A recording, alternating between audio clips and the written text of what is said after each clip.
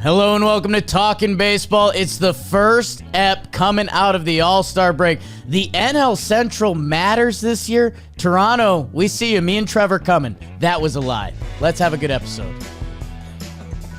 I go to Toronto. I might make let's have a good episode a signature move. Tarek Skubal, you're out. Tyler Heineman, homer. Hello and welcome to Talkin' Baseball, presented to you by SeatGeek, code Talkin 2025. That is Trevor Plouffe. I am Jake Storielli. Rob Scirocco here. Molly Levy. Oh, we've got a whole squad. This whole show is real. And it's a real couple weeks, Trev, because if your team has a good couple weeks, you might be buying. Your team has a bad couple weeks, you might be selling. A lot of eyes, Texas, Arizona, Minnesota.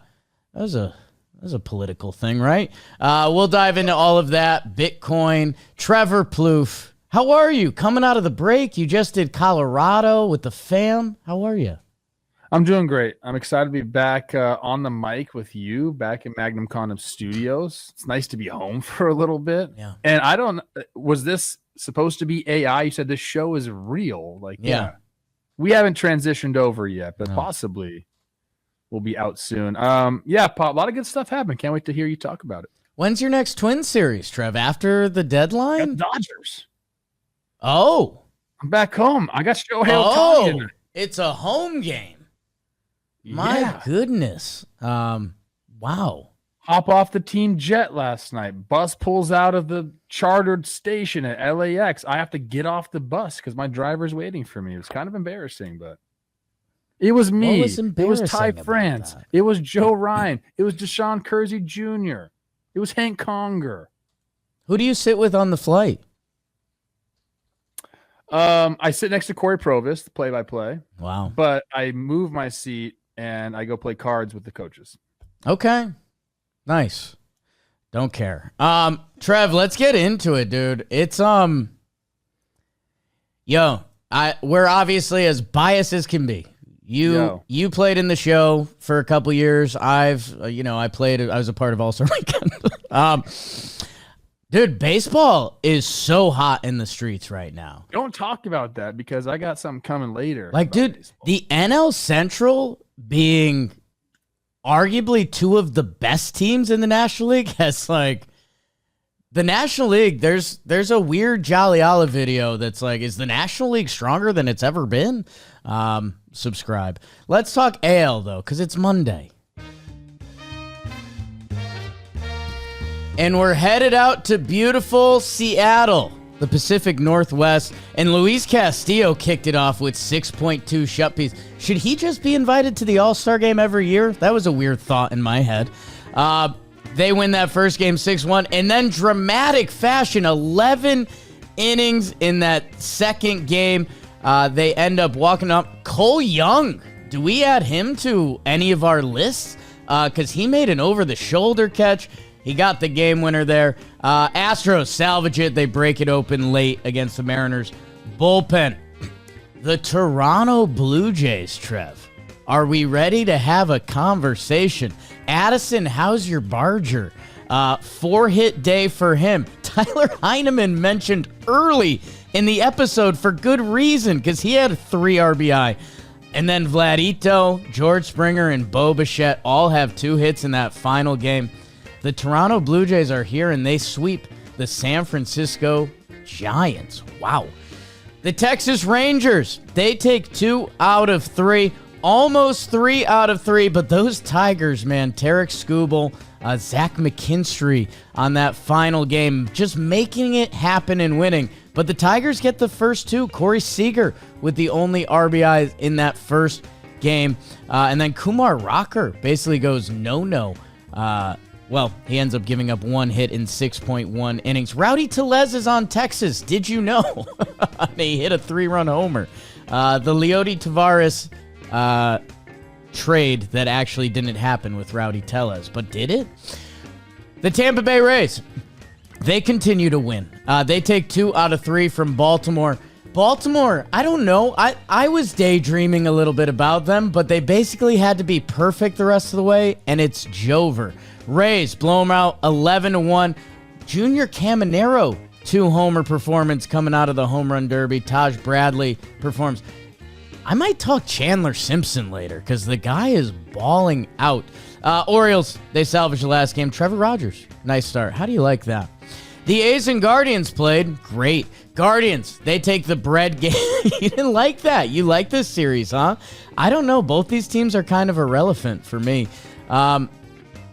Kurtz, Nick with some good games in the first two. Gavin Williams shoves on the final day to get Cleveland the series win. The Chicago White Sox. Did you know they are our Best Western Road Warriors? Brought to you by Best Western Hotels and Resorts. Life's a trip. The Chicago White Sox, people, they went into Pittsburgh. How's your Yinzer? And they swept them up. Jonathan Cannon, 7 innings of 1 earned run ball. Luis Robert, is he still going to be there in a couple weeks? Mike Tauchman, is he still going to be there in a couple weeks? The boys balled out.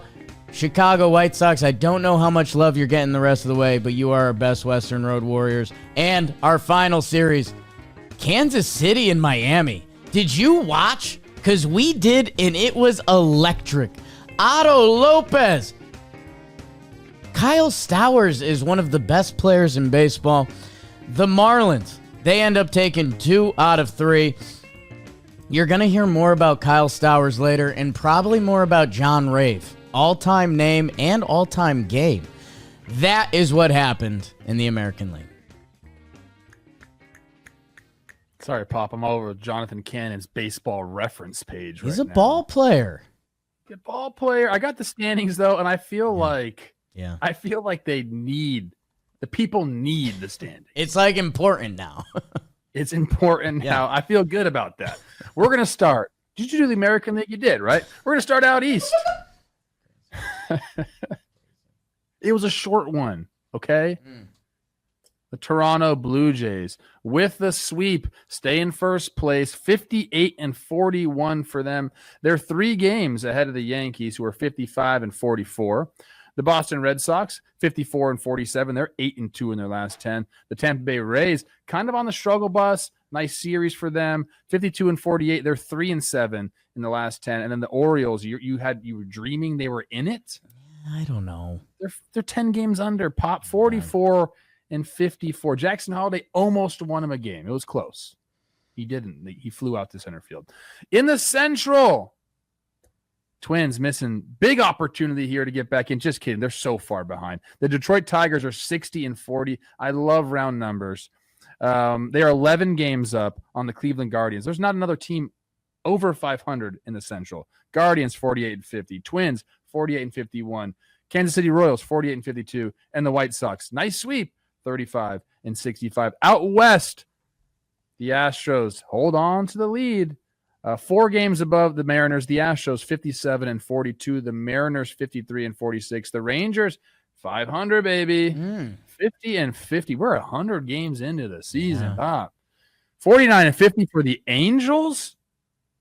They're above all those American League Central teams. Get out of here. Yeah. And the A's, they play in Sacramento. Won't let us say that. I just said it. Sorry. 42-59 for them. Now, coach, the wild card standings for the American League. The Yankees have the number 1 wild card seed, followed by the Mariners and the Red Sox, who are tied for the 2nd and 3rd spot. People who have a chance. Tampa Bay Rays, 1.5 games out, 52-48. The Rangers, 3.5 games out at 500. Everybody else under 500, I'm not mentioning you. I'm sorry. And those are the standings in the American League. Thank you, Trevor. Yeah, I know we've talked about this, and like 50-50, the Texas Rangers, they have 62 games left. A little math, a little early. Nice. 162 are very different numbers. Like the fact the All-Star break, the season starting earlier and where the break was this year, it's Like, dude, we call it first half and second half. That's so wrong. All right. No, we should have a dedicated halfway mark. We should really do that as a baseball society. I love it. Like the day that splits the season in half, let's celebrate it. Trev, you're a savant. You like that? You like that? I love that. All these leagues we're going to do it. Rob, write it down somewhere. Next year, the 81 game mark, we're having an office party. God damn it, Trevor. You're good. You're good.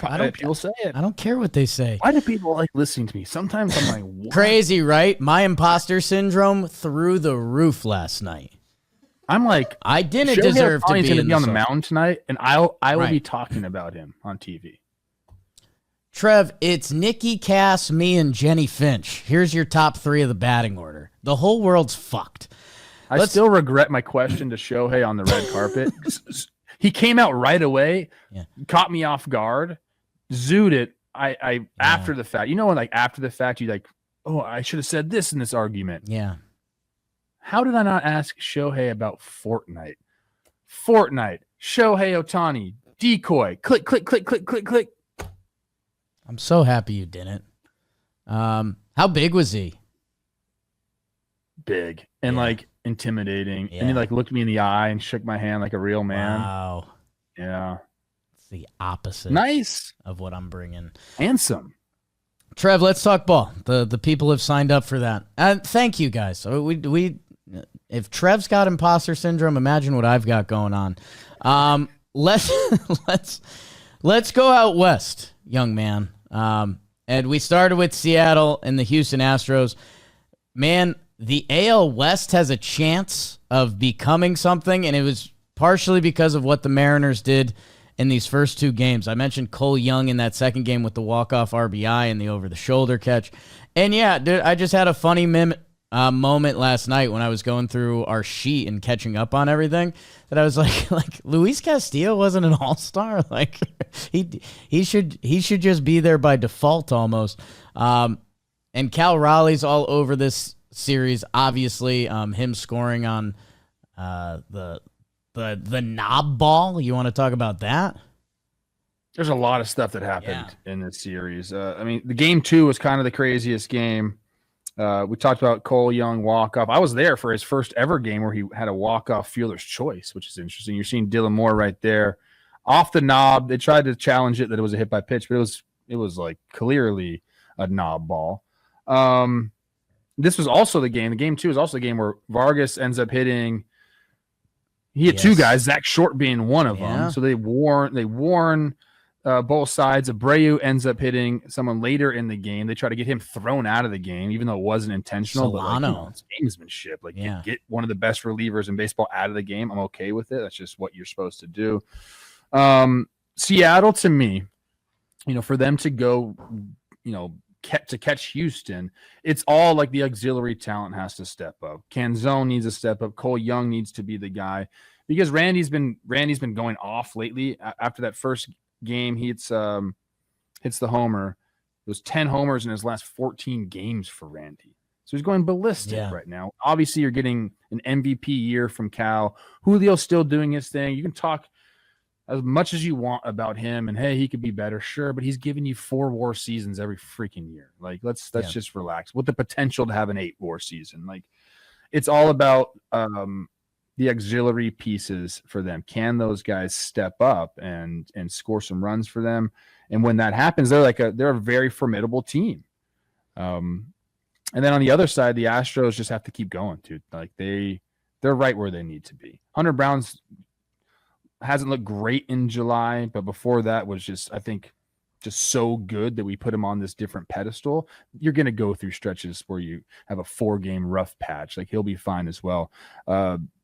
Series tied now 5-5 between these two teams. They meet later in September to determine, a tiebreak, which could come into play.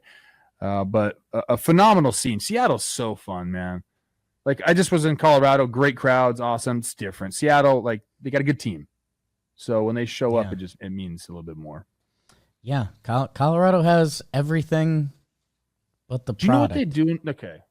I don't want to get off track here. No, you can do it quick because Trev, I lived out there. Like it all started out there, and it was beautiful baseball bliss because it's beautiful Colorado, and the sun would go down over the mountains and like have a beer, watch some baseball. But if that franchise ever put together a winning team, the place would go Looney Tunes. They did for a couple years in the late 2010s. 2 quick points because we're not going to talk about Minnesota, Colorado. People are like applauding. I learned that there's the big section in right field in Colorado, and they open it up like 3 hours before the game or something. $15 for a ticket to get in there. You get a free beer with that ticket, and then it's $3 beers until the game starts. That's how they're getting people to come to the games. Another franchise, figure it out, dude. Offer the people, make the people feel like they're getting something by coming to a ball game, not like you're freaking robbing them blind. This is going to be a top 10 ep this year because Trev, I'm telling you. And then number 2, real quick, talking to Danny Coulomb, I was like, "Hey man, like you had a great inning, right?" And I go, "What'd you think about Coors and it affected your pitch?" He goes, "It's funny you asked that." He goes, "Me and my friends have a group chat, and all we do is talk about what we would do if we were the GMs of the Colorado Rockies." Danny Coulomb, you just got hired as our like pitching advisor. I said, "You won't believe this," but I also talk a lot about what we would do. Me and my friend Jake. Danny Coulomb is perfect too. He throws 88. Dude. Like the fact he's figured it out. Okay, well that's huge. We got our pitching coordinator. No man, dude, it's in the other big thing that you're missing in that equation. The stadium location. It's right in downtown Denver. That yes, literally. We used to go pregame. Like you'd go to the game at 7, have a couple beers, and then when the game got out of hand, you'd head to the bars because they're right there. Yeah, that's awesome. Anyways, so good job, Seattle. Yeah, Seattle. It's going to be interesting. How active are they at the trade deadline, or do they believe in some of these young? Like, is Cole Young getting involved? Is that kind of their adding? And then It was the first time I let it leak in my head. We've talked about some of these fun divisional races. Houston has deserved their flowers. It's 2 out of 3. It's one series. Although, like you mentioned, 5-5 on the year between these two teams. They play mid to late September. So, like, let's see what's going on then. If the Mariners can reel in the Astros, which we've seen 4 games lead evaporate this year, and then I can't quit my Texas Rangers. That like if the NL West becomes a race. Again, this baseball euphoria that I think the National League has stumbled into, the AL can have that. Yeah, I agree. Seattle needs, I would say, they're in the market for a third baseman. Don't know if they're going to pull the trigger on that. They have nasty arms in the back end of their bullpen, but I feel like I've seen them kind of give up leads quite a bit. Oh. So maybe they add to the bullpen as well. Which is like, dude, every freaking team. Right. So I'm sick of talking about that. Yeah, no. I mean, the amount of bullpen movement and guys getting hurt, it's insane. It's insane. Again, we're having a top 10 episode today. Like, the nostalgia of some of those like 2000s baseball teams where I knew every guy coming out of the Red Sox bullpen. It's like, okay, bullpens used to stink. Here comes bullpens Mike. Used to stink. Here comes Mike Timlin. Like sinker. Nobody had a good bullpen back in the day. You had one. No, you had one good reliever. Crazy. Trev, a team that we've been giving flowers, and I think we're personally going to give more flowers as the season rolls. The Blue Jays have the sauce. They sweep the San Francisco Giants. They do it in every way. They score 8 runs in that final game. It's Vlad, it's George, it's Bo. And like we have to add Addison Barger to the equation. We've been adding him. We've been had that. They also shut him out in the first game. Chris Bassett, 6.1, 10 hits. The first pitcher since John Danks. Now we're having an episode. In 2015 to give up 10 hits and not allow a run. They feel invincible right now. Yeah, I mean, because they can. We'll talk about this throughout the episode. There are certain teams that can beat you in a variety of different ways. The Blue Jays are one of them. They can play defense. They can give you starting pitching. They have guys that can mash. And like it kind of just depends on the day who's going to show up for them. They put it on Verlander early in the game, and then you're right, Bassett. That's game one. Then Bassett comes out, pitches around some traffic, but does a good job. Bullpen comes in and gets it done. They put up 11 hits on Logan Webb, not easy to do. And then this team is getting performances by their non-stars. Addison Barger is becoming a guy there. But I know I joke about Tyler Heineman because he's my buddy, but dude, he's hitting almost 400. It's 85 at bats, but he hits like a huge insurance homer in this game. And it's like becoming a thing. Who did that for you guys? The Yankees one year, old guy, played first base. Matt Carpenter. Yeah. Just came in and just like whenever he played, he raked. He's the second best hitter in the league when he played. Insane. I mean, look what he's doing. I think he's close to one dotting it. Shout out. I mean, that's the kind of baseball that you have to play if you want to, be a premier team in the league. And they're doing that. I mean, Will Wagner, a couple of huge games here. Again, auxiliary pieces performing. And then in the last game, you get the big dogs. You got Vladdy homer. You got George Springer homer. Bo Bichette 2-4 with a double, 2 doubles and 2 RBIs. Like this is the formula, coach. Yeah, the energy has completely flipped. Another unit that deserves a ton of credit is the bullpen. When looking back at last year's stats, because this Toronto team, and Talking Baseball listeners will give me credit, and this is my imposter syndrome showing a little bit because Twitter's one of the most toxic places ever now. You've been having a bad time on Twitter. Yeah, it is what it is. Heavy is the crown. This Toronto team has always had appeal to me, and when I looked at last year's stats, their bullpen was awful, horrific. One of the worst in baseball. This year, they're third in WHIP, sixth in ERA, second in K per 9, second in hit per 9. That's not the difference because obviously they're first in batting average, which that still matters to me. Second in on base. Their lineup is a bunch of pests. It doesn't stop. This Toronto team's really fun, and the bullpen changing, I think, has changed the whole energy of the team. You feel in games. You feel Yankees heading up to Toronto, Trev. It's going to be a fun 3 games. Some not playoff baseball, but competitive division baseball. Baseball's doing so good. Shout out David Popkins. Got fired by the Twins, goes to Toronto, now leading one of the best offenses in baseball. Interesting. That's got to feel good, right? Robbie Ray veloed down. Scared about that. Giants get swept. They fought back in that final game, but they don't get it done. Interesting trade deadline team as well. Trev, Detroit and the Texas Rangers. Texas Rangers on everyone's watch list to see where they'll be at come the deadline. They take the first 2. Would have been great to have 3, but they ran into Tarek Skubal. Okay, I didn't know how I was going to reveal this to the people. I tweeted out last night because I was being shifty. I was watching ball. It's been a crazy week or so. I put $20 on the Detroit Tigers to win the World Series. I don't know how much I believe in it. I think in the American League I believe in it, and it's not a hot take. Like first team to 60 wins. But Trev, watching last night's game, they have the bad man in Tarek Skubal. Like, what he is doing right now, I don't know. DeGrom, when he was at his peak, that's what it feels like. And his one earned run comes on a wild pitch from Tyler Holton, our guy. I don't know, man. I like believing in sports. And when I see this Tigers team, man, they are out there to win. They don't care who does it. Some of the dumb sports things this Tigers team had that, Skubal was, Hinch pushes him to 104, 105 pitches or whatever it is that I think Hinch was getting nervous about not taking him out.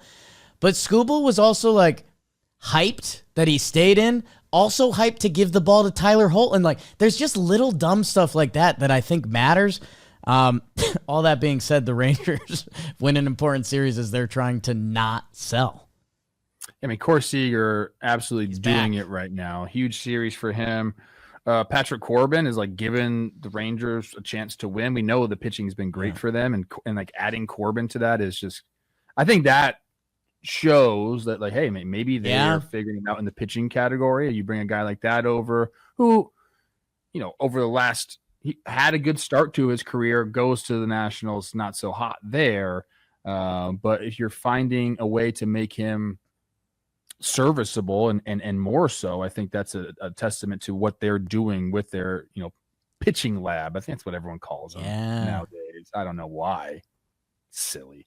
So Seager, huge. He gets a hit off Canely, rakes against Skubal as well. I mean, you have that guy, obviously in the middle of your offense. And we mentioned Rowdy coming over, big homer there. He looks good in tech. He looks good in any uniform. Yeah. I'm in for that. Kumar with a good start. You missed the Chris Martin joke? Oh, Trev, that's 3 days ago, bro. You could have said Chris Martin ruined it again. Yeah. And who got the knockoff Chris Martin? For the Tigers to salvage the series. The CEO of Astronomer. Matt Vierling. It was Matt Vierling. I was happy for you, which is so dumb. I'm watching the game. I'm happy for you. And it was just the beautiful part of that. What, Jake? Beautiful? Tell me. God damn it. The beautiful part of that, Matt Vierling has been hurt for the first half. His stats when he's played have been bad. That it was just a good reminder. I know we just poo-pooed on the second half being the second half because it's a third of the season. But, like, what if Matt Vierling is great in the second half? And it's really this blind, fake thing we've made up. But baseball players, like, it's very real. You come out and you have a big series this weekend, and you're like, I'm going to have a big second half. Second half means way more than the first half to a baseball player. Yes. Because that's what teams remember. Whoa. That's what everybody remembers. Right. Hey, first half, great, dude. Hey, you might have made the All-Star team, but you sucked in the second half. Yeah. Like, that's the only saving grace of having a great first half is I made the All-Star team. Got that notation on my baseball reference page. Can say I was an All-Star for the rest of your life. That's awesome. But second half is, I think, what truly matters. You go into the offseason having a great the momentum, whatever it is. They don't even need Vierling to be great in the second half. They more so than anybody, maybe them and the Brewers, like they know what they're supposed to do. And I don't know if that's AJ Hinch like saying, this is your role, go do your fucking role or not. But like they know what they're supposed to do. Like they have an identity. Trev, us, like everyone else, is trying to figure out how to give credit to managers. I don't know how to do it, but I think AJ Hinch deserves that. Whole team feels so prepped, and yet again it feels dumb because, like, okay, I think you could have managed pretty well last night if you went Skubal to Holton to Vest, like.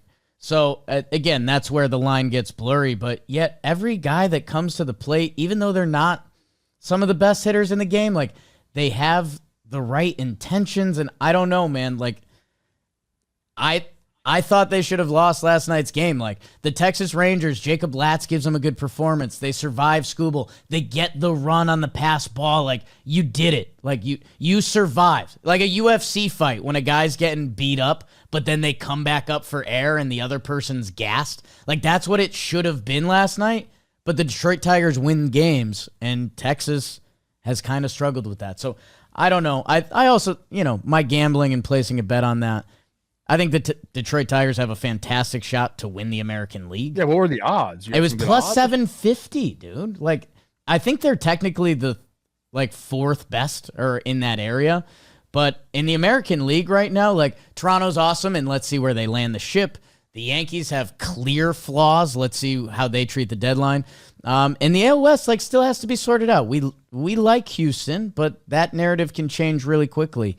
That the Tigers have run it the whole way. They are in a rough patch right now, and that was another reason I placed the bet. That's when you get the odds right, Trev, Let's move on. Tampa and the Orioles, what do you have? Well, let me get to my notes. Sorry. I mean, I don't have a lot on this. I mean, Tampa, let's see. First game, Tampa obviously rolls. Yeah. Caminero 2 homers, 11-1. They get to Charlie Morton, Taj Bradley with the nice start there. They go ahead on an error by Ryan O'Hearn. So like, look, fundamental baseball, like a play that he's got to make, like a spin throw to home. It's a force out, like just zoos it. Nobody behind the catcher because the pitcher is going to cover first base. So another run scores. Like, fundamental baseball sometimes has eluded the ball. Not sometimes, a lot of times has eluded the Baltimore Orioles this year. I mentioned Jackson Holliday had a chance to hit a go-ahead homer in the 9th in that game and flies out to the warning track. So that was tough for them. And they salvaged the last game. Rays are, they're 3-7 in the last 10. After I think they were on a huge heater before that. So they're still in the mix. And for them, it's like, Caminero has to be hot. Yandy had a grand slam in that first game as well. They need to have him going. I love that Ha-Seong Kim is back for Tampa. He went 2 for 3 in the second game. So I'm in. I'm still in on the Rays. Caminero, this is a random stat with cool names. The 4th player to record multiple homers in the first game after participating in the home run derby. So that's a lot of word salad, but him, Soto, Pujols, and Ken Griffey Jr. I'll take that list. Can we not send Chandler Simpson down anymore? Trev, I've decided I'm giving him my award later. Tease. Okay. And Orioles, you're so dead, and Grayson Rodriguez shut down again. Like I kept doing this little bit of like, come on. I'm over it. Sorry, Orioles. I'll be honest, Trev. A's guards, I don't have a lot. I'm not locked into both of those teams right now. I kind of want to give the White Sox some flowers, and you and I are both yoked on Royals Marlins. A's Cleveland. Yeah, we're gonna give some stuff to them later. Congrats, Brent Rooker, his 100th home run. Welcome to the club. Yeah, it's a big club. It actually is a big club. Are you guys friends? Yeah, Minnesota, like Brent Rooker. Okay, more than anybody deserves flowers for what happened to him at the All-Star game. Oh wow, All-Star game home run derby. Like, you're not he lost to Cal Raleigh. What was that? Brutal. Wink? It's $1 million on the line. Why'd you just wink? Because it was fake. We're gonna statcast it. Did they explain the rules to everybody? Our new bosses at MLB are going to be so mad at you. I don't care. Hey, guess what? I got some nice things to say about them later. Got some bad things to say about them later. Good. It's kind of how it works. This is journalism, people. No, but then he goes and has a great the redemption arc for Brent Rooker's All-Star week was awesome. You get, whatever. Yeah. Cal Raleigh, I get it. I don't really get it. Oh. But then you come back, you hit a big homer in the game, then you're in the swing off and you hit 2. Yeah. Love me some Brent Rooker. And you know what? His swing is gorgeous. Yeah, it is. It is. It's tougher. It's so much harder for a righty swing to be gorgeous, but his swing is. Okay. Shout out Gavin Williams. He's can be the nastiest pitcher in the big leagues at times. Cleveland guard dogs. I don't know what to say about the AL Central, man. I'm not going to give my team any love. Guards, you don't really deserve any love. Although they've been winning some games lately. I don't know. They're out until they're in. Like that's. I think more people need to talk about Nick Kurtz. Are you talking about him later? Kurtz coming, Nick. He's just really good. Like I gave my speech. I forget if it was 2 or 3 episodes ago, but like, it's really cool when you see someone on the hype wagon of baseball. As we got the look at that play. It's a great play. It's a great play right there. That's not his right. Game. That's not his calling card. I just think it's cool when like all the prospect people at the same time were like, yo, Kurtz Kamenik is a guy. And dude, he's got 18 homers this year. Like one of my favorite. He's got a 949 OPS, coach. One of my favorite, like elite territory. And Rob, if you could bring up his baseball reference picture, it's not great. Listed 6'5", 240, which like that's a beast. His picture is giving What's the show with 11 and the kids are all aliens and stuff? Stranger Things. He looks like the kid from Stranger Things when he should look like the most intimidating guy in baseball. I mean, that's... What kid from Stranger Things? Like the main kid. I watched that show, then I got over it. I did the same thing. It lost me when they had that Joe Ryan lifeguard character. Shout out Joe Ryan. Shout out Joe Ryan. Very hot. And we had a nice handshake, and he followed me on Instagram. Nobody gives a shit, Jake. White Sox, last team to get a sweep this year. Jonathan Cannon. You're in. You're in. On. Hey man, I'm a believe in sports person. I'm gonna make that a shirt. I'm gonna talk to the designers. I believe in sports.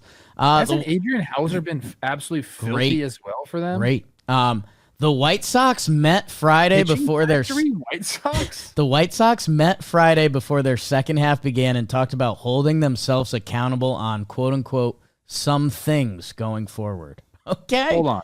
Okay. I mean, that's fine. Okay. Jonathan Cannon, 7 innings pitched, 1 earned run. Adrian Hauser goes 4 1/3, not great, 3 earned runs, 10 hits, but he's been better. And then Savaldi goes 6 innings, 0 earned runs for them. Do any teams need pitching? Every team needs pitching. Is Edgar Caro a top 10 catcher for you next year? Thoughts? Oh, wow. No, there's a lot of good catchers in the league. He might be. He's good. Tyler Heineman. Show me your Heineman. Marlins Royals, Trev. I have an award coming from that series as well. But it was electric, bro. Okay, I do think it was electric. Great. They've been. I asked you this before the episode. I said, "Do you know the Marlins record since June 6th?" And the answer was no. I guess. And you said fucking like 16-9. Yeah, not enough you games. remember. Pop, love you so much. Bad math. 23-14, coach. 9 games over 5. Like Stowers has been great for them. Otto Lopez moves the shortstop, can pick it. One of the best defenders in the game right now. Yuri Perez is nasty. Liam Hicks, Tony Bender in the pen. Like they got guys. And the Royals are also. Let's just give flowers to both these teams. I don't know if they really deserve it, but I'm going to take out the Royals June, which I think they won 8-18. Just had a horrendous June. Right. They've like had a good season besides that horrible June. I know you can't do that. It's cherry picking. I get it, but I think they're better than their record indicates. Also, Kendry Chiriot, remember the name. Wow. Otto Lopez he's in the Arizona League right now, but he's like got 30 Ks to 1 walk. They love this guy. Like that. Otto Lopez breaking open the game. I've done it before. Like everyone, the internet's a weird place. It's a weird time to be alive, if we're just being real at this part of the show.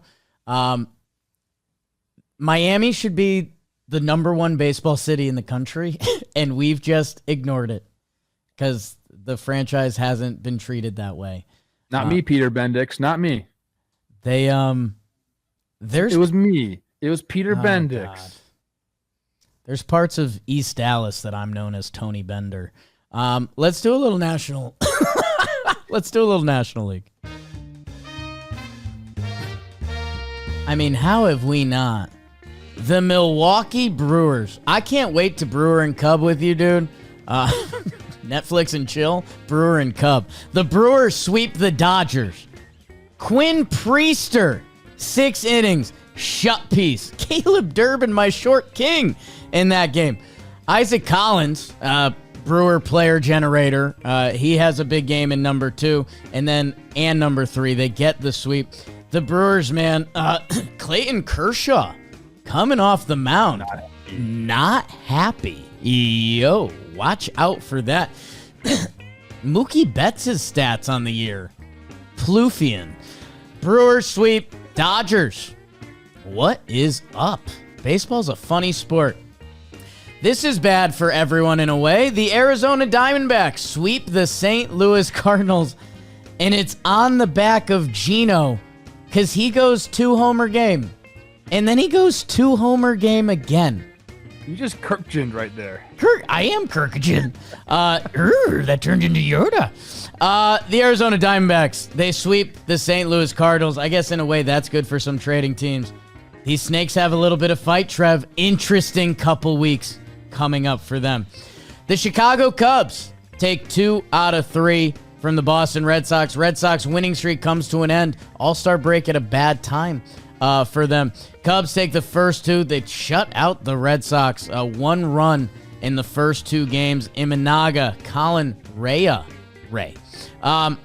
Red Sox salvage a series. Wilyer Abreu 2-homer game. Go look at his season stats. And Garrett Crochet, new friend of the program. One of the biggest creatures I've ever met.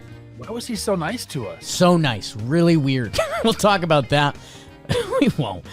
Angels take 2 out of 3 from the Phillies. Should we be talking more Angels? I don't know. Kyle Schwarber in that second game, homer, 4 RBIs, a grand slam. That changed that one. Otherwise, it was all halos, baby. You want to see someone turn on a ball? Go see Lamont Wade Jr.'s homer in that third game. You won't. You won't.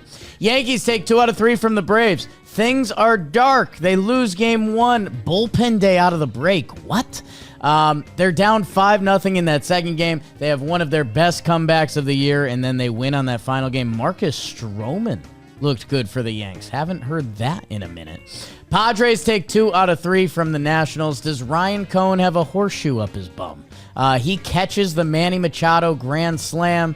He drops his key card to Jeremiah Estrada. What is happening? Everything's fake. The whole world is fake, except the Padres take 2 out of 3. Tim Kirkgen, adopt me. The Reds take 2 out of 3 from the Metropolitans. They took the first 2 games. Lodolo, Nick Martinez, and they get some contribution from the corner outfield. Austin Hayes and Jake Fraley both bring it. Mets end up salvaging the series. David Peterson is unhittable, so that's a good update. And Trev, you mentioned it, and we said we won't talk about it. The Rockies took 2 out of 3 from the Twins. What the heck? Kyle Freeland pitched really well. Jordan Beck, Mickey Moniak, Ryan McMahon. Go Rockies, go. Joe Ryan, the only man that could stop the bleeding. That is what happened in the National League. Mickey Moniak, go look at his stats since June. I think he's OPS only behind like Ohtani and Judge, or maybe it's above them. I don't know. It's crazy. And Trev, while you get the standings up, because I know you're prepared. While you get the standings up, again, it's a war rant for a different day. But like I saw Patrick Corbin before has like 0.5 WAR, 18 starts, a 3.9 ERA. That's just wrong. Know how many teams would kill for that? Anyways, give us the standings. Okay, thank you, Pop. In the National League, we're going to start. Let's start. I got the wild card up. That's tough for me. Let's start out east, where the Philadelphia Phillies have a half-game lead over the Mets. 56-43 for them. 56-44 for the Mets. The Marlins, hard-charging Marlins. Just gave a lot of love to them and Peter Bendix. 46-52. Braves, not happening this year. It's Ozzie over, bro. A little bit. Yeah. I don't think it's enough. Nice throw, Ronald, though. 43-55 Nationals, 39-60. In the Central, we got a dead heat, coach. 59-40 for the Cubs. 59-40 for the Brew Crew. Tied at the top of the division. That is sexy, sexy, sexy.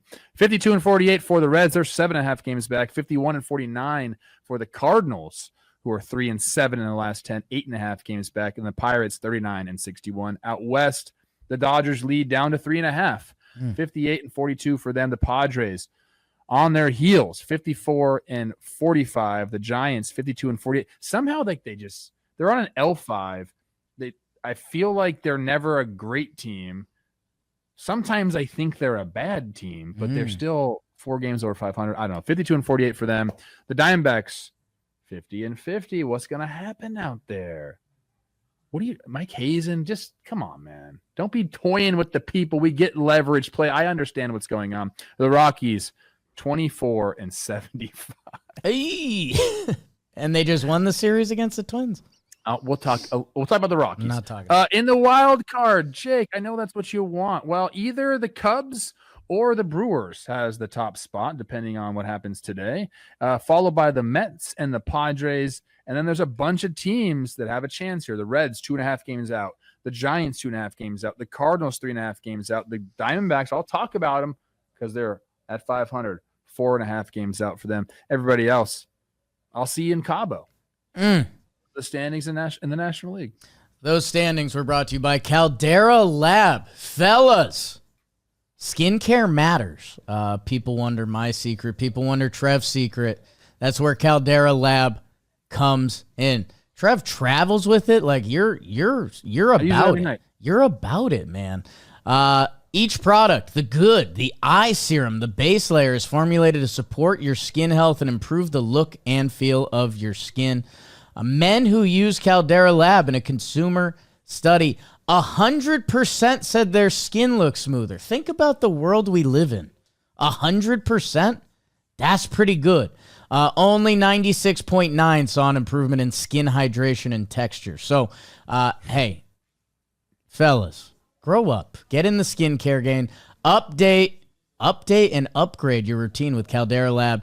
See the difference for yourself. CalderaLab.com/talkin. Use code TALKIN at checkout. 15% off your first order. Bing bong. Can I give some bad advice? Sure. Yeah, this is just Caldera Lab does not support this statement. Oh, boy. If you're under 25, do whatever you want. Like, don't ever wear sunscreen. Don't ever put lotion on your body. Who cares? Yeah. You're a child. Okay. Once the frontal lobe gets fully formed, you better start taking care of your skin. Just trust me on that. Sunscreen, Caldera Lab is a great place to start. Under eye stuff, some moisturizer. Under 25, do what you got to do. After that, let's get on it, people. Crazy. Trev, we're in deep here. That as baseball media men, I think the topic in the National League, and I'll go Chris Rose on you. This National League, before the season, we talked about how good it is, how deep it is, the NL West, the NL East. The two best teams are in the NL Central right now. The Cubs came on the scene this year, and we wondered if it was their year, and it is. Like, Kyle Tucker, PCA has gone nuts. They have their own pitching lab of sorts. The Cubs have been electric. The Brewers were not. For a month and a half or so, we wondered if Pat Murphy was gonna steer this team into the ground. Like, it felt like the tough JV coach. You didn't steer them in. He wanted to bury them in the ground. He wanted to kill every player on the team. Was waiting for the post that Pat Murphy has the team running polls like after the game. Instead, they've turned into tied for the best team in the National League. The National League was supposed to be one of the best, most competitive, deep seasons we've seen. And that was without the Central. And now the two best teams are in the Central. I think everyone thought the Cubs were going to be good this year. The Brewers, no. But the people that are smart in baseball knew that it's the Brewers, okay? Like, they're going to figure it out. They have the identity, all that stuff. I don't know. Where do you want to start? You want to start with the Brewers? Sure. Let me get my notes up. They sweep the Dodgers, They have dominated the Dodgers. Now, they caught the Dodgers on a real tough patch, but it doesn't matter. You go into L.A. After the All-Star break, Dodgers are thinking, hey, second half's going to be different. No, it started off the same. They've been down, and they haven't hit at all. Some of the numbers since Max Muncy has gone down are pretty crazy. You mentioned Mookie Betts and his offensive numbers.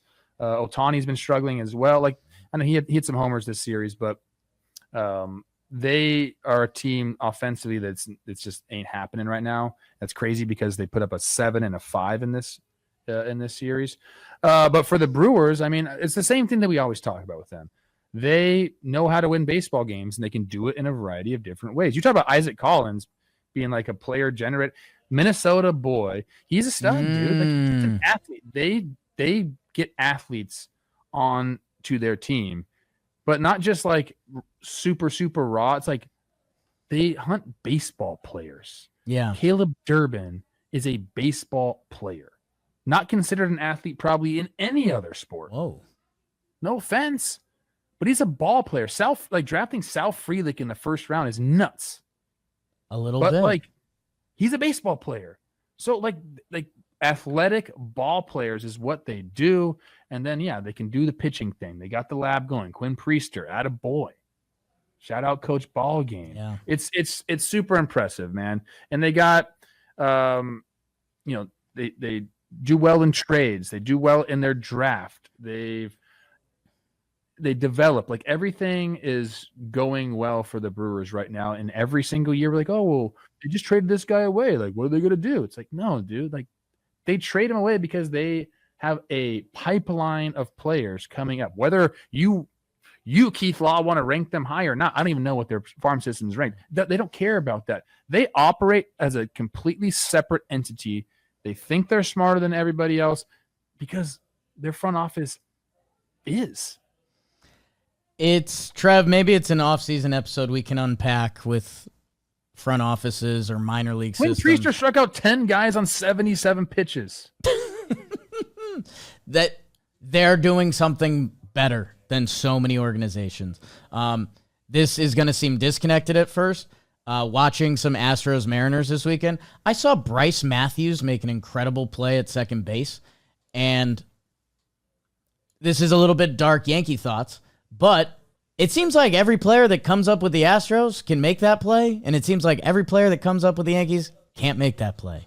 And that's scouting, that's development, and it matters so much. Rob had it ready, and I didn't even tell him.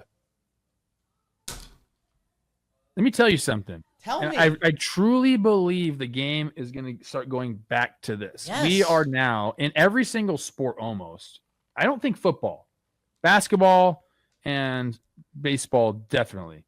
It's become a statcast generation where to get looks, and I'm not blaming the kids. Yeah. To get looks, you have to measure out in something. One thing has to be great. One thing will get you noticed. I can throw the shit out of the ball. I can hit the ball really hard or I'm really fast. Great, but can you fucking play the game? Isn't that the whole thing? Like, the smart teams are going to go back to thing? Baseball players. Like, hey, do you want guys that can, like, have great bat speed and can run and can throw hard? Sure, but, like, make sure they can also play the game, because we're not teaching fundamental baseball in the minor leagues. I promise you that, dude. I promise you it's not happening. I know. So you need to have guys, like, you need ball players. And the Brewers, I think, have, like, figured that out. Like, you guys go get the 6'8" guys that can wow you out of at a scouting event, and we're gonna go trade for Caleb Durbin because he's a ball player. Well, Sal Frelick, he's a ball player. Like, that's what they're thinking, and it's paying off. And look, guess what? Another reason they do it, those guys don't cost as much. Right? So it's coming back to that. And I think if you watch the Brewers play, you're like, oh, those are baseball players. Trev, it's kind of mind-numbing that, like, that's the essence of sports. Like, I can put 2 6'2" people on a basketball court, and one of them can be so much better at basketball. That baseball, same concept, and we've gone away from that a little bit with exit velo. And Trev, I got old man Matt on the couch last night that teams don't believe in a 2-strike approach. Like, part of the job of being a hitter is to not get out, and with 2 strikes, the formula changes, and teams pretend that doesn't exist. And that's insane. That's why our team's going to run the world. I'll tell you what, after saying all that, the Brewers are definitely down for freaks on the mound. Yeah, I mean, you said the 6'8" thing, and literally Mizorowski was like the story of baseball. Well, I mean, their whole Uribe's huge, McGill is huge. Yeah. Like, they're down for freaks because they can teach them on the mound. But also Quinn Priester. Right. Also Fastball Freddy. You can think about stuff, but on the field, definitely is ball players.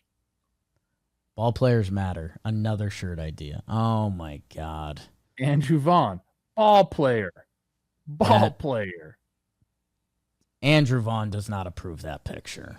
And for our Rocky team. Oh my God. Is that AI? I'm laughing at Andrew Vaughn. You know what? My hair's thinning. Like, I'm not going to be shy, but it's sweaty. That is.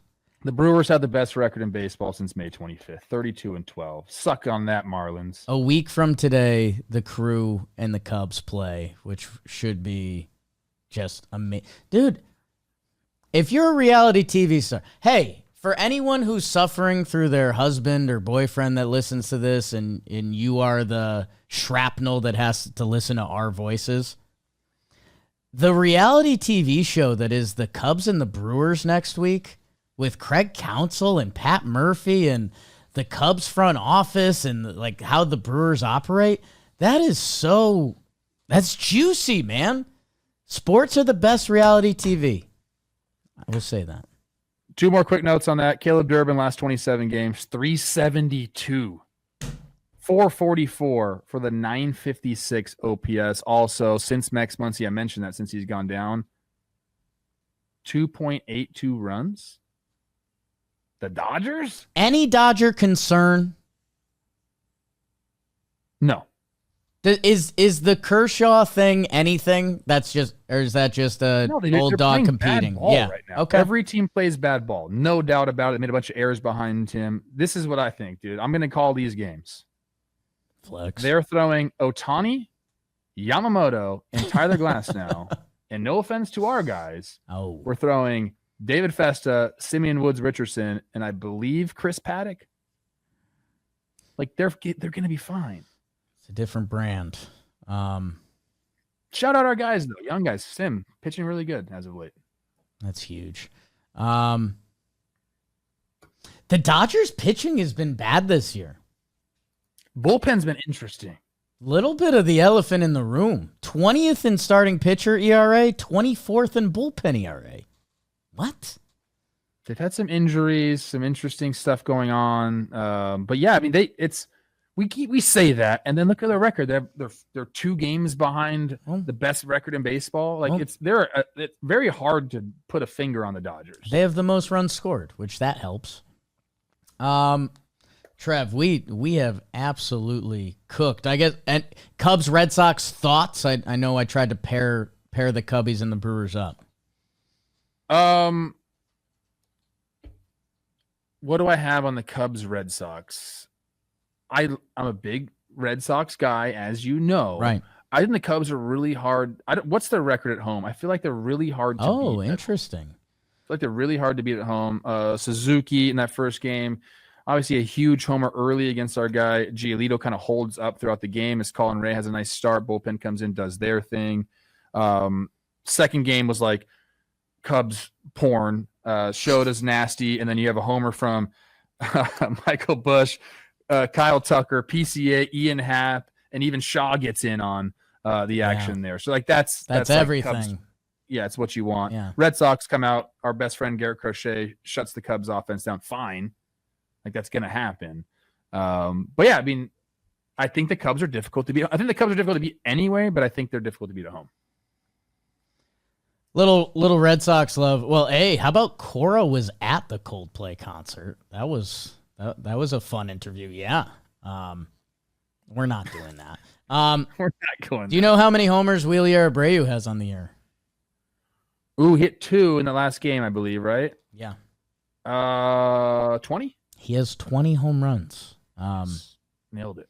That guy, they're fascinating to me at the trade deadline. Red Sox might be, we were talking about the Diamondbacks being fascinating.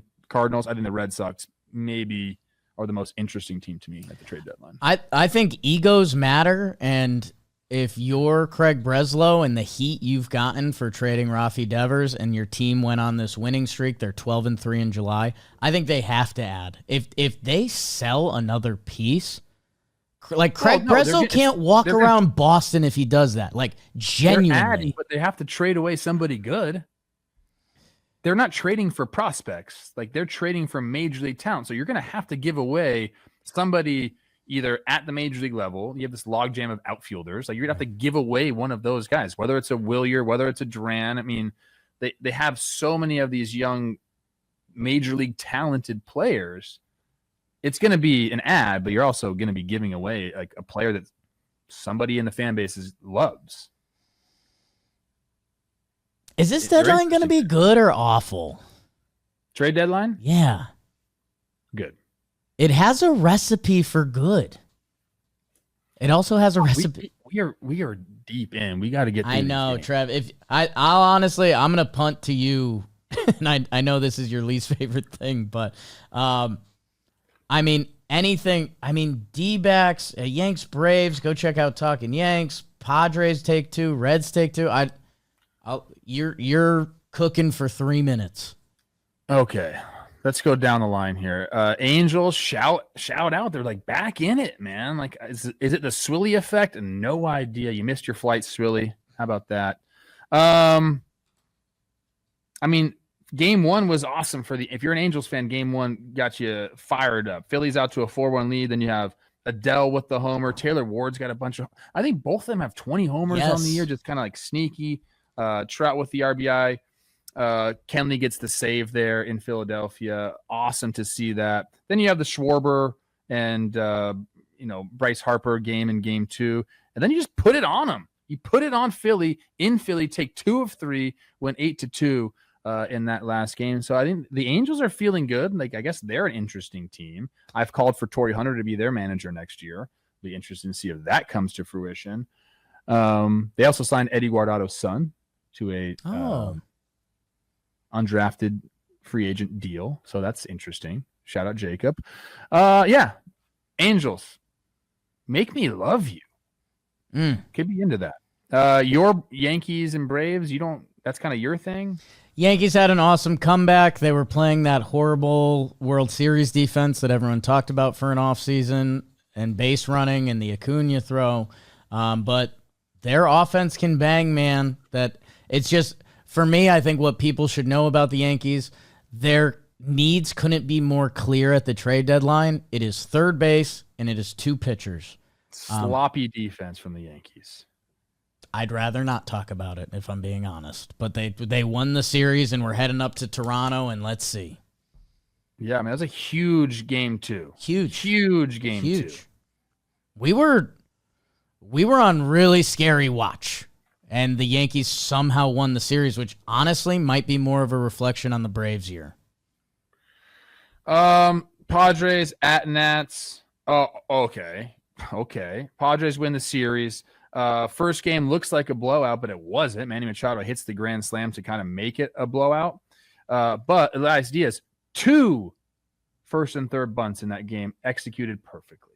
And that got me hot. I believe did he tie the game with 1, or did he go the go-ahead run with 1? Let me see this. Sorry. Go-ahead run in the 9th after doing it in the 7th inning as well to put them up 2-0. And then Machado puts the cherry on top there. It's kind of all I got from that one. Go Ryan Cohn, go. So Ryan Cohn caught the Manny Machado grand slam. How come I didn't know that? Yeah, man. He got tickets with his buddies, and they were right next to the bullpen, and somehow he got the ball. I don't know. Rob and Molly were in the room with me this morning as I was trying to process it, and I just don't know the line with him between luck or putting yourself in position to be successful. He's the number 1 Padres fan I've ever met, and he's positive vibes. Positive vibes attract positive things. I'm down for that. In that last game, Mackenzie Gore gets hit around. We're going to hear more about Nick Pivetta later. So Padres take 2 out of 3, stay right there with the Dodgers. Love that for them. Reds. Did we not talk about Cardinals, Arizona? Not really, man. People would be so mad at us, Jake. We've been everywhere. I mean, again, they're a team that literally everyone is watching. Our trade episode, which bangs every year. Shout out to everyone. Half of it was Diamondbacks, and they just swept. And they're not a bad team. I guess that's where I say my recipe for the deadline. This team could ruin the recipe real quick. Yeah, Gino's the eye or the. Okay. I don't know what I'm trying to say. Everyone wants Gino, but then he's just going off here. Diamondbacks kind of back in it. That's interesting to me. Fought with a really nice start here in the game 1. 8 of 9 starters had a hit, so that's sexy. Gotta love that. They absolutely roll, get all over Sonny in game 2. Merrill Kelly is people want him too, and he has a nice start there in that last game. So Cardinals, man, they're still treading water. still in it. This obviously does not help their case at all. Go Snakes, go. I know Dalton Feely was in the house. He's undefeated when he's in the building. So shout out our guy Dalt. That's pretty cool for him. Quick on the Reds and Mets. What do I got? Oh, Manaea returned. Yeah. That was sick. That's really good for the Mets. They need that. The pitching has not been there for the Mets. He looked really good. But Cincinnati scored in the 4th, the 5th, the 6th, the 7th, and the 8th in that game 1. That turns me on a little bit. Crazy game in game 2. Mets end up being 1 for 10 with runners in scoring position. Game 1, Lindor has a chance to win it in the 9th, pops up. Game 2, Pete Alonso, Juan Soto, and him come up with a chance to tie it in the 9th. Don't get the job done. Soto hits the foul homer. Everyone's going crazy. Ends up striking out on a check swing. So not great for the Mets. And then they win that last game behind a great start by Peterson. He's been that. There was a stat we had on our sheet. The only pitcher for the Mets to go into the 6th inning. Hold on, let me get it up. Why can't I find it? I believe David Peterson is the only guy to go into the 6th inning for the Mets since like June. In the last 40 games. Yes. Last 40 games. That's insane. That's crazy. That messes up your whole team. New pitching lab. Yeah. It's in the air now. Yeah. And then our last thing before we get into the second half of the show, Twins. I will say this. I'm not going to talk about the Twins. Good. They don't deserve it right now. Rockies, though, like not as bad as their record indicates. At least they didn't play that bad. Defense was incredible. Tovar's back. I think that helps. The first 4 in their lineup, I like, dude. Mickey Moniak's having a great season. Hunter Goodman, the all-star. Someone showed me a picture of him at media day. He's just sitting there and nobody was talking to him. I feel so bad. I talked to him. Okay, good. Josh Donaldson lookalike. Doppelganger. Oh, interesting. Okay. I'm telling you, man, go watch the swing, everything. Jordan Beck, I think you'd be into him. I am. Tatted up, tall guy, like had a really nice series. And then Ryan McMahon can play some D. Is he going to be traded? Not so sure. So like I think they're not going to break the record. Like the pitching is not great. The bullpen actually has like crazy arms, but they're just so erratic. That's my rant. 2 out of 3 from the Twins. Did you say tatted up tall man so I'd like him? Yeah. That's you're into that. Peter Moylan in. Yeah. Good seeing Pete. We gotta go. Chris Rowe's gonna be so mad at you. Standout performances. It's time for Standout Performances. Standout Performances. This guy stood out for Trev. Say what? Standout performances brought to you by DraftKings. It's time, people. I told you guys about my Detroit bet I placed last night. You can get in on all the action with the DraftKings Sportsbook, and if you like the action, I mean, it's baseball season. We're here. NBA Summer League ended last night. Here's something special for our first-time customers. If you want to get in on it, new DraftKings customers, bet $5 and you'll get $150 in bonus bets instantly. So download the DraftKings Sportsbook app and use code JMBaseball. That's code JMBaseball for new customers to get $150 in bonus bets instantly when you bet just $5 only on DraftKings. The crown is yours. Where are you going, Trev? To the best contract given out in this offseason, I'm going Nick Pivetta. 4 years, $55 million for a starting pitcher. Think about that, people. What's the math on that? 13? Oh. 14? 13 and a half, whatever the hell it is. Sure. For a starting pitcher who's now 10-2, has given you 12 quality starts out of 20. He's got a 2.81 ERA. His whip is now under 1. A sub-1 whip gets me going, Pop. So Nick Pivetta gets my standout. He ends up going 6 innings pitch, only 1 earned run, 1 walk, 5 Ks against the Nationals. But I'm calling it the deal of the offseason. It truly, he's got a 3.6 WAR on the year. Like this guy, steal the offseason. So shout out Nick Pivetta, full pension PIF. He He looked really good too. He was like having fun on the mound. He was smiling at different points, and it's got to be. Wouldn't you be smiling too? You're right? Absolutely dealing. It's got to be a good feeling when you're being that level of dominant. Did you know his nickname is or his middle name is Giancarlo, but like not like Giancarlo Stanton, like Johncarlo. I did not know that. Never seen Giancarlo spelled like that. That's Canada for you, baby. What? Oh, that's right. Okay. That when you say it's Canada, it just kind of makes anything make sense. You're like, oh, all right, yeah. Pivetta, when wins used to matter, the 4th NL pitcher to record 10 wins this season. Go Padres, go. Go make the NL West a race. I'm talking about the AL West. We're going to be sitting here in October. Padres are going to be in it. And we're going to be like, are the Padres the best team in the National League? Well, bucket. We're trying to limit our excitement around the trade deadline while also getting excited. Like, what are those? Cover the kids' ears. What are those fuckers going to do? Because I don't know. Ryan Cohen. You got Ryan Cohen, positive yeah. dude. And then this guy, Padres blogger, who I follow on Instagram, he's a psycho. Cohen's we need to psycho. get them in the same room together. Padres Cohen's a different cat. Like the energy between those two guys, you always say F or F. Like Ryan Cohen's a sweet man, but he sees Clayton Kershaw on the mound and he like wishes the things I wouldn't say upon him. So I'd rather not. Great standout, Trev. Your guy, Piv. Teammate? Yeah. Yeah. I'm going with Kyle Stowers. Like I mentioned, the Miami-Kansas City series this weekend was just an electric factory. The back and forth of it all. There was a pitch clock violation argument, and then Otto Lopez hits one in the gap. The announcers like take that pitch clock. It was crazy. But Marlins people should be excited, and this guy is the reason, Trev, because we talk about how stats aren't all encompassing. One of the better ones is OPS. We reference it a lot. Because here are your league leaders in OPS. Aaron Judge. I think we all agree he's pretty good.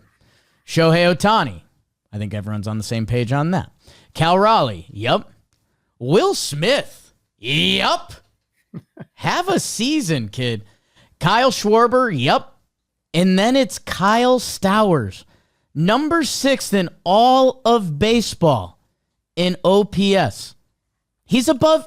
How much do we talk about Eugenio Suarez? Partially because of trade, but partially because he's insane at how he's playing baseball this year. They also came out and said they're not trading Stowers, so that's good. Stowers is ahead of Suarez, ahead of Ketel Marte, ahead of Byron Buxton. He's 6th in all of baseball, and he's gone nuts, Trev. He had his last game out going into the break was a 3-homer game. His first game coming out of the break was a 2-homer game. 5 homers in 2 games, including the walk-off. That swing was sick. I don't know. Again, Robbie. I need to see that. Oh, does that feel good? Is that a good feeling? Dude. And not only that, Jake. Okay, like he's not on a good baseball team. They're playing better. I mentioned that since June 6th. But he's also looking at the Orioles being like, you guys traded me? Right. And now look where you're at. And again, it's a little bit of Marlins blinders that we have on. Like the Kansas City Royals, like you mentioned, one bad month. We treat them with respect. They were a playoff team last year. They're 48-52. The Marlins are a game behind them. So again, we're talking a little bit of icky baseball, not even really being considered for the wild card or anything, but it's a better brand down there. The Marlins are in 3rd place in the NL East above the Braves and the Nats. Yeah. How about that? How about it? Coach, there is a lot of other guys that have been mentioned throughout this program that I am happy to say they end up on En Fuego. Dirt nasties on fuego. That means I'm on fire, baby. Like Waco. En Fuego is brought to you by Corona. Make sure you guys go out, get some Corona today. Get En Fuego, Trim. Of course. I mean, Dalton, number 1 on the list, but he deserves it for this series. Eugenio Suarez, 5 for 10. 4 of those hits were homers, 7 runs driven in. Here are some stats. 2+ homers in consecutive games. He's got 35 Jimmy Jacks. That's the most in the National League, third most in Major League Baseball. He leads the majors with 20 homers since June 1st. He's got 85 runs driven in already. That's most in the big leagues. His last 162 games, it's a 940 OPS with 55 homers, 138 runs driven, 32 doubles, and 114 runs scored. Pay that man. Yankees are going to give him the bag. Bryce Harper, 5 for 12, 2 doubles, 3 homers. So all extra base hits in the series. They're 30-16 when Bryce gets a hit. That's a 105 win pace. And they're 12-13 when he's held hitless. Nick Kamakurt, 7 for 12, 4 doubles, a triple, and a home run. Taylor Ward, 5 for 12, 3 doubles, 2 homers in this series. He recorded his 4th game this season with Jake. 4 or more RBIs. That's tied for 3rd most in the AL this season. He's got 73 already on the year. Sheesh. Shea Langeliers, we don't talk about him much anymore. 6 for 13, 3 doubles, 2 homers, 5 runs driven in. Sal Perez, another catcher. Okay, 5 for 10, 2 doubles, 2 homers, and 2 runs driven in. Those are solo shots. Jordan Beck mentioned. Yeah. My guy. Crushed Twins pitching. 7 for 13, a triple, a homer, and 2 runs driven in. He's hitting 385 on inside pitches this year. So just stay away from him, I guess. Angel Martinez, 6 for 14, 2 doubles, a homer, 3 runs driven in for the Cleveland Guardians. Unless Trump has something to say about it. Last 13 hits, 11 happened for extra bases. How crazy is that? Insane. Michael Tauchman, 3 for 7, 2 doubles. Michael Tauchman. While we have you, let me tell you what this guy's doing. It's okay. I love me some What the Tauchman. president is saying? Holy crap. 2 doubles, a homer, 6 runs driven in. He's the 52nd different player to reach the Allegheny River. That's kind of cool. It's been accomplished 84 times, and the only other White Sox to do it. Your guy. My guy, Jim Tomey. And for the pitchers who shoved, Taj Bradley, he's been doing it, huh? No, he hasn't. 8.65 ERA in his 6 previous career starts against Baltimore before Friday's start. But this one, 6 innings pitched, 0 earned runs. Kumar Rocker, 6 1/3, 0 earned runs. We talked about him. He took a no-no into the 6. Aaron Savale for the White Sox, 6 innings pitched, 0 earned runs. Talked about him before. Marcus Stroman, hello, are you back? 6 innings pitched, 1 earned run. He's 2-0 with a 3 ERA over his last 4 starts. That's 21 innings. Gavin Williams mentioned him. He could be the best pitcher or the worst, depending on the day. He was nasty, though, on Sunday. 7 innings pitched, 1 earned run. Season high 11 Ks for him. And that's who's in Fuego. Jake, now tell us who's struggling while I blow up this candle. It's making me nauseous over here. Wow. Okay, Trev's going to deal with that. I'm going to tell you guys again, go get some Corona. It's baseball season. It's summertime. Get a little sunshine. Get a little Corona. Nothing better as we head towards the trade deadline, as we head towards the dog days after. Corona is here to get you through. The official cerveza of Major League Baseball. Turn anywhere into your own private island with some ice-cold Coronas. Crack one open, squeeze in the lime. What are you doing? Enjoy America's favorite pastime with Mexico's favorite present time. Get yours at ordercorona.com. 21 plus. Enjoy responsibly. Corona Extra Beer, imported by Crown Imports, Chicago, Illinois. Here's who's struggling. Hey man, you've been struggling lately. It's time to pick it up. And that's what we're going to do. And Trev, I got this one. I got your coach, Trev. This is a Twins third baseman who was a shortstop, first-round pick. Like, take care of Brooks Lee. On the plane ride yesterday, I'm in the back. Whoa. They're in the front. I text him. I'm trying to pump the guys up. That's what I did. I said, "You're a freaking stud." He texted back, "Ha, why?" I said, "You're 25 years old in the show." Don't actually know his age. 25 years old in the show. Good dude. Hot girlfriend. Decently handsome. Just right. Pumping the gas a little bit. Sends me the crying, laughing emoji. I said, "You'll be a multimillionaire at 30." And I'm just trying to gas the guy up, Jake. We said other stuff, but okay. Yeah, I mean, thank you for inviting us in that private conversation. He's 24 years old. He was a first-round pick, so he's probably already a multimillionaire. Yep. Yeah, he made $5 million at the draft. Yeah, The taxes, spending habits. Right. And then you got the agent gets. Brooks Lee is in it to the point that Trevor Plouffe's texting him. That's what you need to know. Tommy Edman is in a 5 for 43. Yo, Tommy. Hitless in 18 at bats on the road. He needs that home cooking. Brian Reynolds is in 8 for 53. Who won the Longoria beef? Ian Happ is in an 8 for 51. Tell me that pairs up with the wine. If that pairs up with the wine, Trev, you are so out. Did he drink the wine? It was a fabulous 2 bottles of wine. Michael Garcia having his breakout season. He's in an 11 for 56. 66% of his strikeouts have come against the fastball. Look at that. Should I tell Ian Happ, crack the freaking bottle, bro, and you'll get out the slump? Yeah, I mean, you got to do something, bro, because that blood's on your hands. I'm going to be honest. That's who's on slump. Hey, we have a lot of studs that come on who's struggling, and then they get off. That's the whole deal. And it kind of goes with the IL, too, because when you go on the IL, it stinks, but you come off the IL. We mentioned Sal Frelick, hamstring. Take care of that, Sal. They're going to miss him and not, because they'll just grade 1. They'll call up another version of Sal Frelick, who will be on Fuego next week. Sam Haggerty for Texas, some left ankle stuff, hoping to be the minimum. Alec Boehm, this is interesting. 3 to 4 weeks. The third base market is crazy because there's another guy here too. Isaac Paredes for Houston is who Trev was mentioning. Right hamstring. They're saying 4 weeks unofficially. Jake Bauer, Shane Smith, Nolan Gorman for St. Louis. Some back stuff, hoping for the minimum. Coming off the IL, this is what we like. Brandon Lau for Tampa Bay. Need some more homers out of him.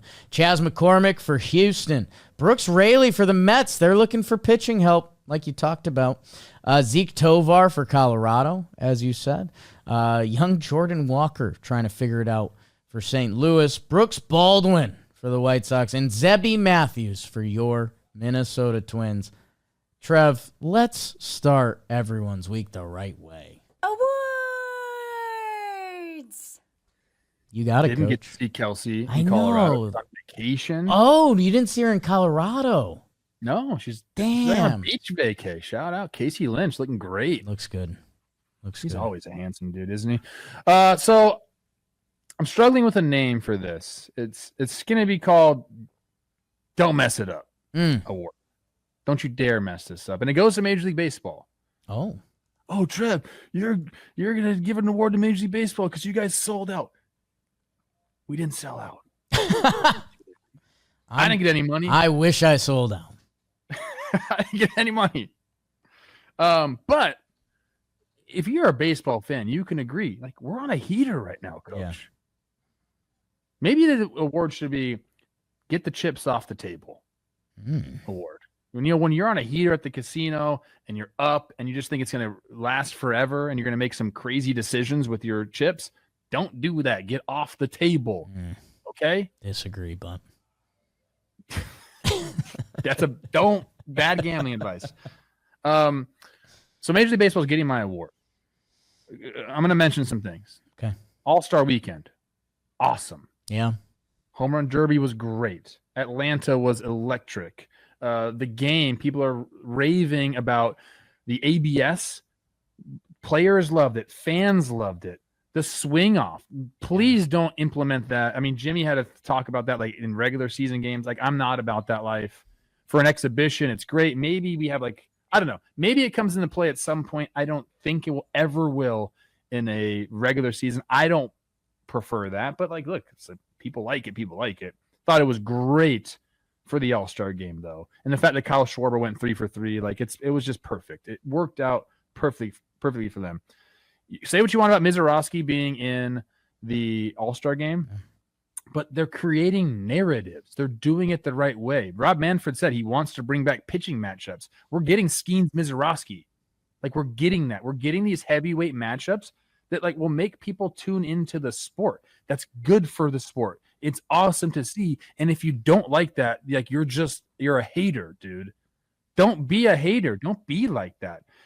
The Bristol series that we're about to get is going to be awesome. The jerseys look freaking phenomenal, and I guarantee that's going to be a big hit. They've done a really good job with like those like one-off games, which, by the way, I gave them the idea for that. Like 4 You're years taking ago. credit for that.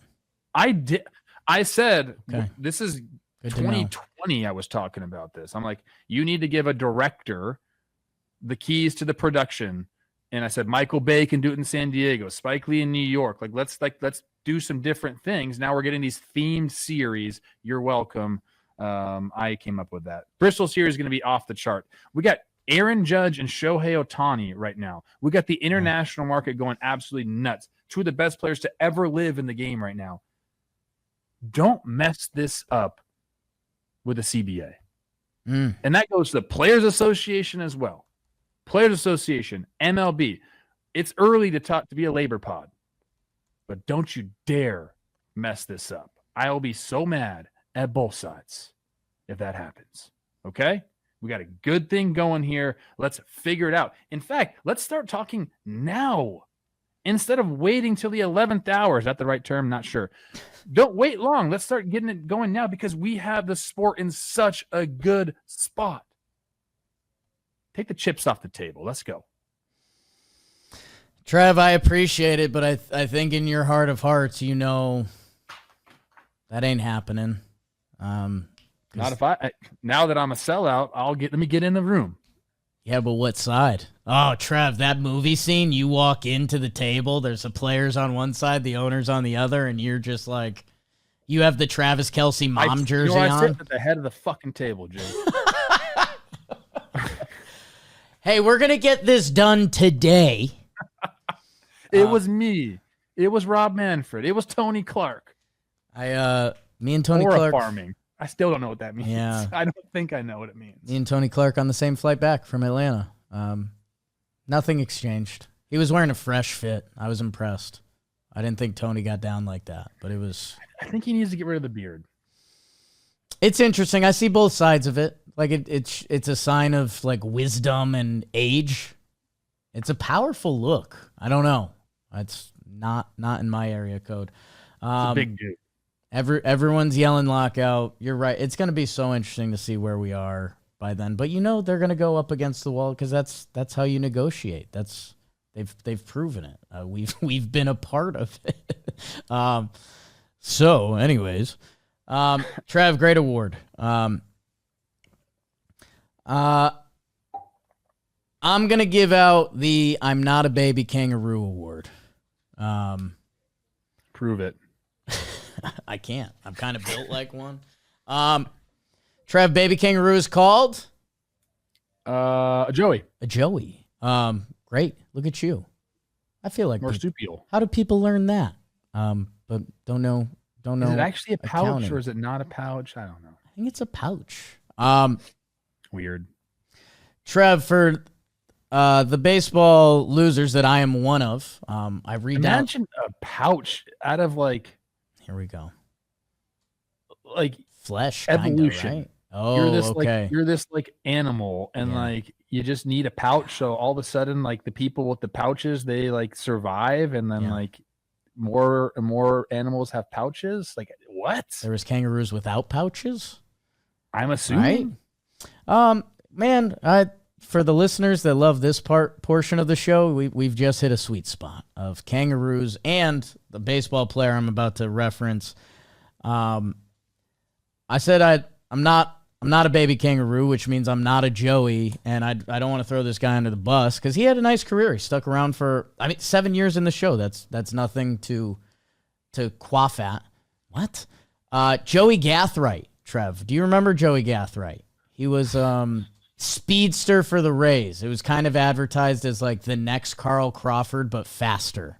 I know the name, but if you had to quiz me on where he played, I wouldn't have had it. So he was big like when Tampa was kind of becoming what Tampa was. I think he's got some minor league stolen base stats that are just Joey Gathright. You know Joey Gathright. Come on. Got his age, yeah. Like in his first season of high A and double A, he had 69 steals. Like guys want to, probably one of the fastest guys to ever play this game. 238 career stolen bases in the show. Couldn't hit a ton, whatever. But 238 in the show? That's not correct. In the minors, excuse me. 81 in the show. My bad. Good call out. Appreciate you. Joey Gathright was like, whoa, like if this guy clicks, like watch out for his speed and how it can change baseball. The Rays just had another one. Chandler Simpson. And like you mentioned before, Trev, he got called up. He got sent down, which, again, there's some teams that do not treat real prospects that way. My Yankees are one of them. But he got sent down. The Rays are going Rays. He got sent down for about a month. End of May, sent down, called back up end of June. Trev, in his last 20 games, 366, 395, and 831 OPS. And when you have those kind of numbers and you can run like this fella can run, it's different. There's not a lot of guys that play this game that can run the way he runs. And whether you're into the Rays or I think the bigger thing for me is the baseball season's so long that like when Chandler Simpson just got called up, he struggled and he wasn't much of a plus for Tampa. It wasn't really a minus, but he wasn't really a plus. He has been a plus for about a month. And if he continues to play like this, you kind of need to change your Tampa scope. And it goes into our whole athleticism and baseball looking the right way. Like the way he plays almost doesn't feel right because he's almost too fast. But when a guy like this is good at baseball, it's just a different experience. And I'm interested to see coming up for young Chandler Simpson who he is. But if he plays at an 8 OPS, he's going to be one of the best players in baseball. If this isn't what you want baseball to look like, I don't agree with you. Like this is what baseball is supposed to look like. We need real deal athletes. We need guys that can burn around the bases, can go get it in the outfield. That's fun to watch. You saw some of the stolen bases there, him getting fired up. I mean, we've made changes in the game to emphasize these types of players. So I am all in on Chandler Simpson. I don't think he should be sent down. I mean, look, obviously you struggle at the plate and you're not getting on base, then you get sent down. No one's immune to that. But if you're getting on base at a decent clip, this guy should be in the big leagues. Well, that's the wild thing. When he got sent down, he had a 632 OPS, which again, below league average and not good, but the way he can run, that's a contributing player. The way he's been playing recently. Last 20 games, 4 walks, 4 strikeouts, Trev. Hot in the streets. 26 hits, my goodness. People, we are so back. Excited to see what the next couple weeks have for us as we sneak towards deadlines in 10 days. Is that math right? Math right, Gath right. Boom. Baby kangaroos. Jake sucks. Evolution always gets me, bro. Really? Yeah, I start thinking about it too much. And I'm like, it took 1,000,000 years. I'm like, what? Like at a certain point, we'll be prehistoric. I think about that too. I'm like, yeah, what are humans gonna look like? Right? We won't be here. 1,000,000 years is insane, Coach. More O'Neill Cruz.